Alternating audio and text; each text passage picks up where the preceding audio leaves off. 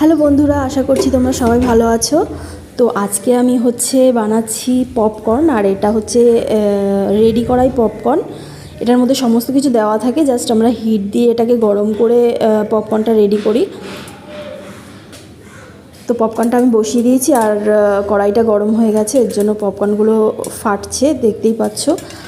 আর অবশ্যই এটাকে ঢাকনি দিয়ে করতে হবে, নইলে চোখে মুখে ছিটে আসবে।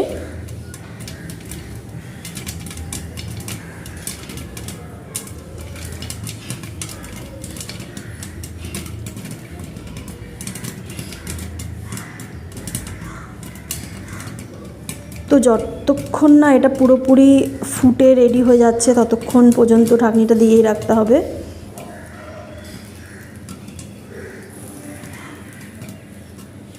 এটা পুরোপুরি ফোটা বন্ধ হয়ে গেলেই ঢাকনি ওঠানো যাবে। তো আমার রেডি হয়ে গেছে পপকর্ন।